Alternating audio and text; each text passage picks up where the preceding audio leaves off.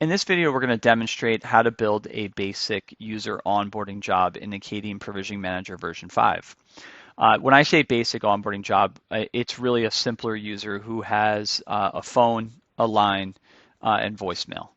So to get started, navigate to Templates and then Job Builder. Go ahead and click on Add. And if you have multiple service groups, select the service group down here. If you don't, it'll automatically select a service group for you.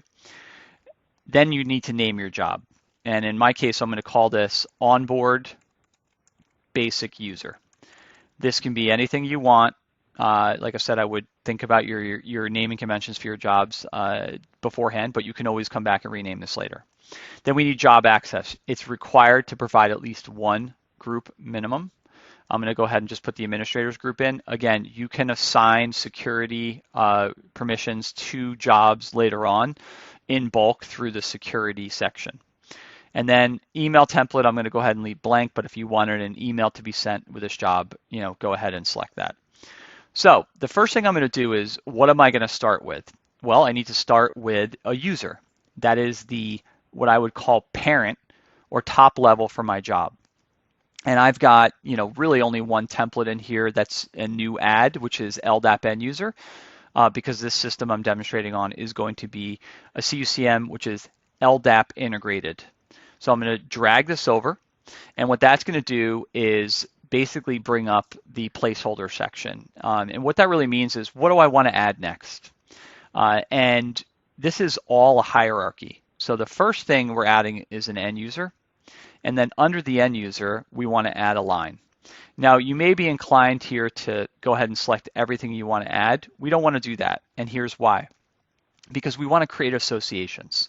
So I'm just going to select the line and hit continue.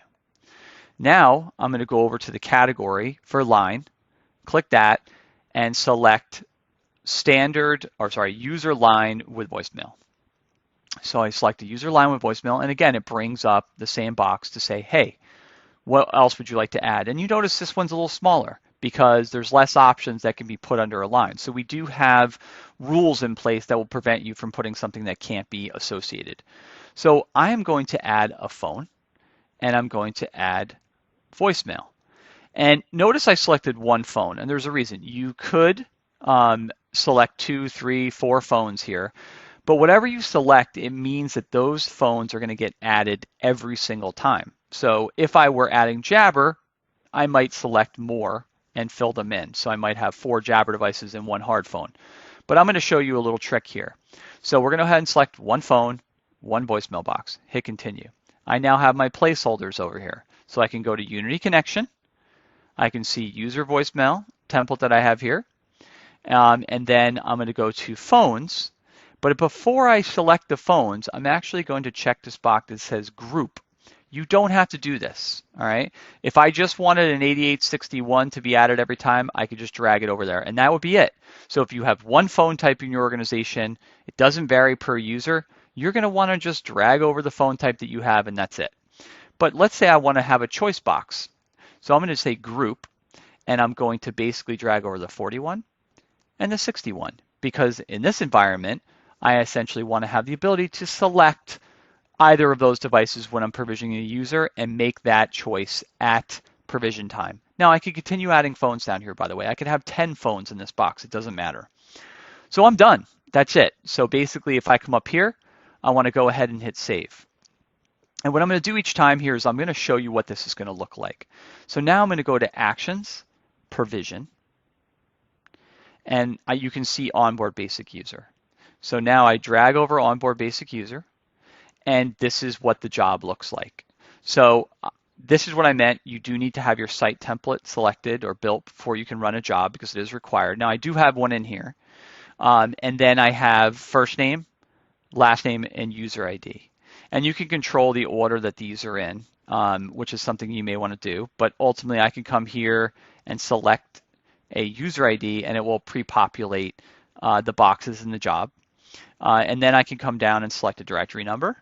And then this is what I was talking about with phone types. So now I can select either one of these devices. So let's say this user is going to get a 41. It brings up a MAC address box, which I can type in the MAC address.